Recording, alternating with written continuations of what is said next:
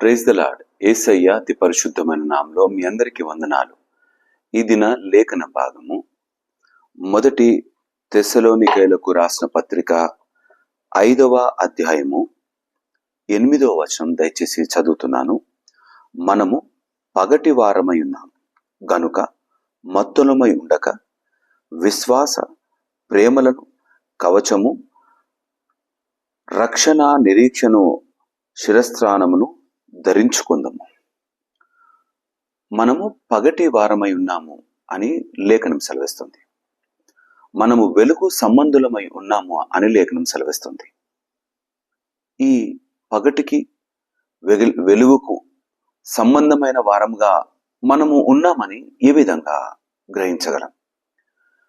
ఈ లోకములోని పాపము అంటినవాడు, ఈ లోకపు పాపపులో బ్రతుకుతున్నవారు, మత్తులైన వారు, ఈ లోకములో పాపము చేత జీవితాన్ని ఈడుస్తున్నవారు, చీకటి సంబంధులైన వారు.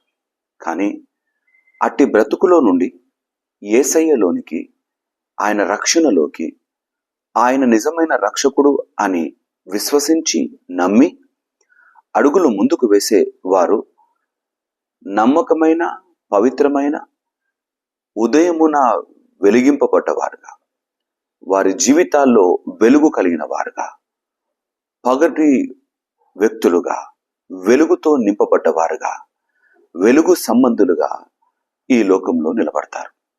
అయితే మన జీవిత ప్రయాణంలో మనము చీకటి సంబంధులుగా ఉన్నామా, వెలుగు సంబంధులుగా ఉన్నామా?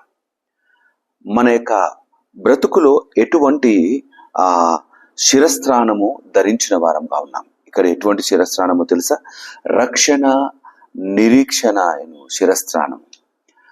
యేసయ్య ఇచ్చిన ఈ రక్షణను పొందుకున్న మనము నిరీక్షణ కలిగిన జీవితంలో కొనసాగుతాం. యేసయ్యను అనుభవిస్తున్న మనము ఆయన మనల్ని నిత్యత్వంలోకి నడిపిస్తాడు, తీసుకొని వెళతాడు అన్న నిరీక్షణ కలిగిన వారంగా ఉంటాం.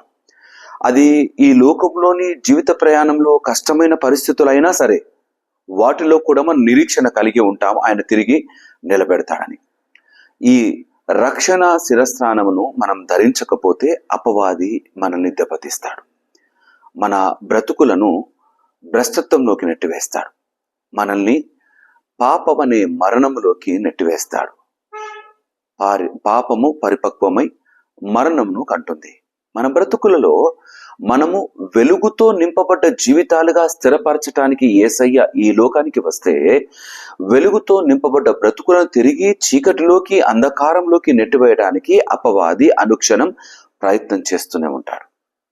మనము ఇలాంటి వారంగా ఉన్నాం. ఈ ఉదయకాలము మనల్ని మనము పరిశీలన చేసుకొని యేసయ్యతో కలిగిన ప్రయాణముగా, అనేకులకు వెలిగింపబడ్డ వారముగా బ్రతుకుట కొరకు ఆయన సన్నిధానంలోని ఈ వాక్కును ఆధారం చేసుకొని ముందు కొనసాగుదామా? చీకటి సంబంధులైతే మత్తులవుతారు. వారికి ఎక్కడికి వెళుతున్నారు, ఏం చేస్తున్నారు, ఏం మాట్లాడుతున్నారు, ఎటువంటి నడవడి కలిగిన వారుగా ఉన్నారో కూడా వారు గ్రహించలేని మత్తులైపోయిన వారుగా ఉంటారు. కానీ మనము మాత్రం దేవుని యేసయ్యను నిజరక్షకునిగా అంగీకరించిన ఈ జీవితాలు అనేకులకు త్రోవ చూపేవిగా, వెలుగును అందించేవిగా, దివిటీని వెలిగించి తీసుకొని వెళ్ళి మంచము కింద, కుంచము కింద పెట్టరు, కానీ దీపస్తంభం పైన పెడతారు. అట్టి వెలుగునిచ్చే వారముగా, పగటి వారముగా మనం నిలబడతాం. మన జీవితంలో జరిగే ప్రతి కార్యము అనేకులు సునాయాసంగా చూచే విధంగా మనం తేటగా బ్రతికే వారంగా ఉందాం. చీకటి సంబంధులు వారు చేసే కార్యాలు రహస్యంగా ఉండాలని ప్రయత్నం చేస్తారు. అయితే ఒక దినాన అవి కూడా బట్టబయలవుతాయి. మనము యేసయ్య కొరకు బ్రతుకుతున్నాము అంటే, యేసయ్యలో బ్రతుకుతున్నాము అంటే మనము వెలుగు సంబంధులమై ఉన్నాం, పగటి వారమై ఉన్నాం. ఈ ఉదయకాలంలో ఈ యొక్క వాక్య భాగాన్ని హృదయంలో దాచుకొని నమ్మకంగా, తేటగా అనేకుల కొరకు ముందు సాక్షులుగా, యేసయ్యకు సాక్షులుగా, నమ్మకమైన సాక్షులుగా బ్రతుకుతూ జీవితాన్ని కొనసాగింపజేస్తూ ఆయనలోని విజయాలను అనుభవిస్తూ మనం ఇతరులకు అట్టి నమ్మకమైన ఫలాలను అందించే వారముగా కొనసాగుదాం. దేవుడి మాటలు దీవించి ఆశీర్వదించును గాక. ఆమేన్. తల వంచుదామా? ప్రార్థన చేసుకుందాం. మా యేసయ్య మీకే వందనాలు. నా తండ్రి, నాయన, మేము వెలుగు సంబంధులం, మేము పగటి వారం అయ్యా. మేము అనేకులకు తేటగా కనిపించే వారం. మాలో మరుగైనది ఏది కూడా లేదు. మరుగైనది ఉన్నది అంటే అది చీకటి సంబంధమైనది. చీకటి సంబంధమైన జీవితం అంటే పాపపు జీవితం. పాపపు జీవితం నుండి మాకు విడుదలిచ్చినావు.